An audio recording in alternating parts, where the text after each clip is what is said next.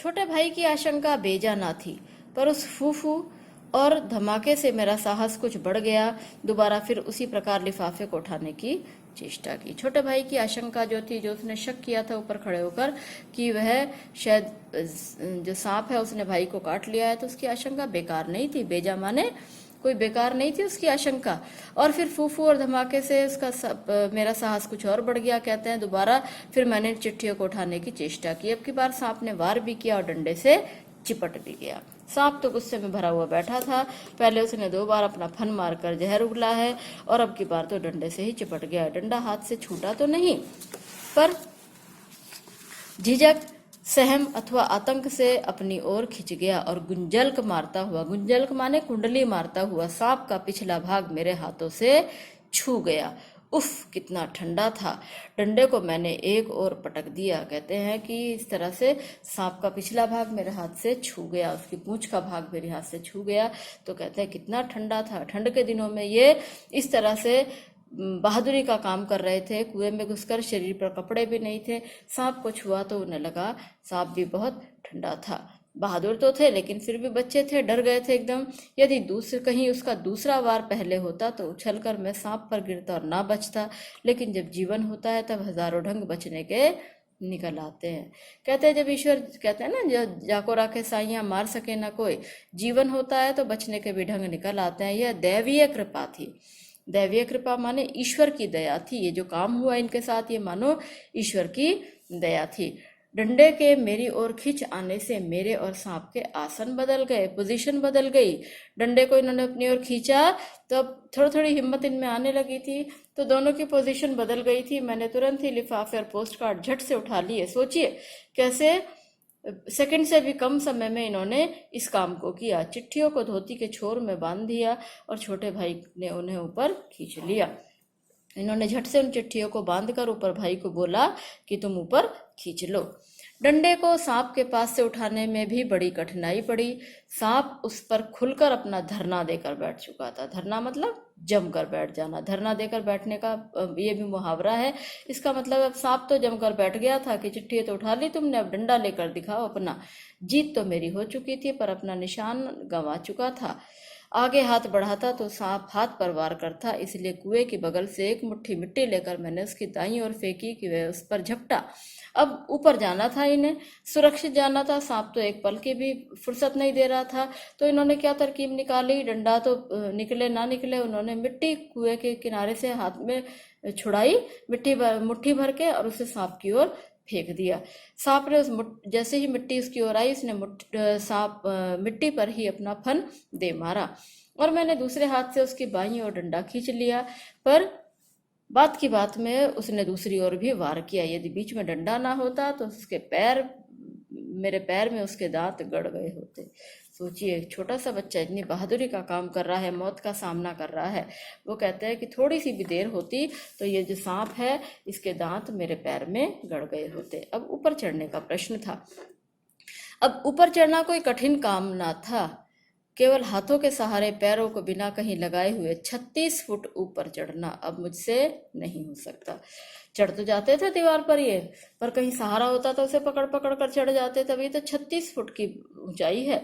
36 foot मान सकते हैं आप, करीब 3.5 मंजिल। जैसे एक जो मकान होता है उसकी छत जो होती है लगभग 10 फीट पर डाली जाती है, तो 3 मंजिल मकान और उसके ऊपर 6 फीट और ऊपर, इतना ऊपर इन्हें चढ़ना था। कच्ची मिट्टी, कहीं कोई पकड़ने के लिए कुछ हैंडल, कुछ सपोर्ट, कुछ नहीं था और इन्हें ऊपर हाथों से ही चढ़ना था। तो ये कहते हैं बस यहाँ मैं थक गया था, क्योंकि सांप का सामना किया, शारीरिक रूप से, मानसिक रूप से पूरी तरह से थक गए थे। 15-20 फुट बिना पैरों के सहारे केवल हाथों के बल चढ़ने की हिम्मत रखता हूँ। 15-20 फुट तो मैं ऐसे ही चढ़ जाता हूँ, कम और अधिक नहीं। पर उस 11 वर्ष की अवस्था में, छोटा भाई 8 साल का था, ये 11 साल के थे, उस 11 साल की अवस्था में 36 फुट चढ़ा। जब मुसीबत आती है तो ताकत भी ईश्वर देता है इसका सामना करने की। जैसे इनका ईश्वर ने साथ दिया, क्योंकि इन्होंने मन में ठान लिया था मुझे करना है। इन्होंने हथियार नहीं डाले थे, बल्कि सोच लिया था कि मुझे तो ये करना ही है पूरा। तो इसलिए ईश्वर ने भी इनका साथ दिया, इन्हें हौसला दिया, इन्हें हिम्मत दी और इनकी बुद्धि बढ़ाई। बाहें भर गई थी। बाहें भर गई मतलब भुजाएं दुख गई थी। जब हम कोई काम करते हैं और कोई ऐसा बहुत परिश्रम का काम करें तो हाथों की जो हमारे आर्म्स हैं, भुजाएं हैं, वे दुख जाती हैं, नसें हमारी दर्द होने लगती हैं। बाहें भर गई थी, छाती फूल गई थी, धौंकनी चल रही थी। धौंकनी चलना मतलब दिल बहुत जोरों से धड़क रहा था, धक धक धक धक धक धक, जैसे दौड़ कर आते हैं। तो ये ऊपर चढ़े जल्दी जल्दी, सांप का डर था तो इसलिए इनके हाथ भी थक गए थे और जो दिल भी था बहुत जोर से धड़क रहा था। पर एक एक इंच सरक सरक कर अपनी भुजाओं के बल में ऊपर चढ़ाया। यदि हाथ छूट जाते तो क्या होता, इसका अनुमान करना ही कठिन है। यदि हाथ छूट जाते तो क्या होता, इस बात के तो बारे में सोच भी नहीं सकते थे। नीचे गिरते और नीचे गिरते ही सांप का शिकार हो जाते। ऊपर आकर बेहाल होकर थोड़ी देर तक पड़ा रहा मतलब अपनी थकान मिटाई, अपने मन को शांत किया, देह को झाड़ झूर कर मिट्टी झाड़ी, धोती कुर्ता पहना, जितनी धोतियां थी सब इन्होंने फिर से लपेटी दोनों भाइयों ने। एक किशनपुर का लड़का था, किशनपुर गांव का लड़का था, जो छोटे भाई के साथ ऊपर से देख रहा था।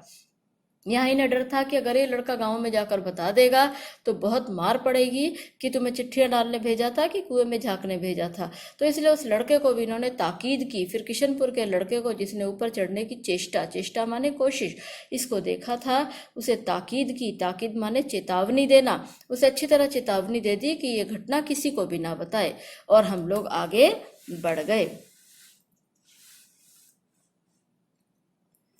सन 1915 में मैट्रिकुलेशन पास करने के उपरांत यह घटना मैंने माँ को सुनाई।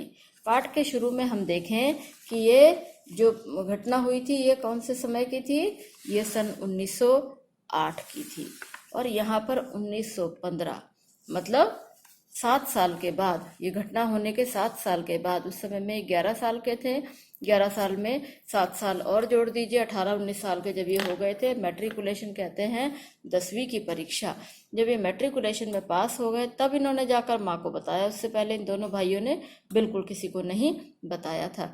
सजल नेत्रों से, सजल नेत्र माने आंसुओं से भरी हुई आंखों से, माँ ने मुझे अपनी गोद में ऐसे बिठा लिया जैसे चिड़िया अपने बच्चों को अपने डैने के नीचे छिपा लेती है। डैने माने पंख।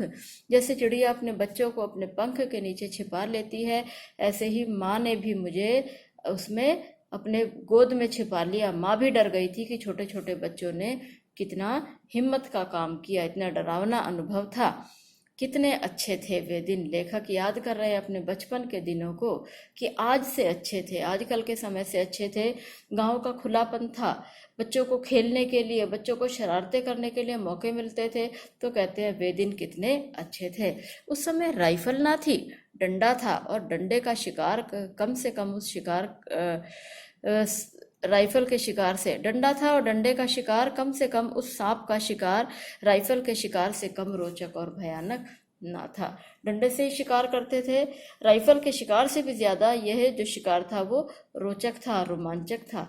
आज उन दिनों को ये याद करते हैं। तो उम्मीद करती हूँ आप लोगों को ये कहानी पूरी समझ आई होगी, अच्छी लगी होगी। लेखक का ये जो उनकी स्मृति थी, बचपन की यादें थी, उन्होंने इन्हें कलमबद्ध किया है और बड़े सुंदर तरीके से इन्होंने पिरोया है।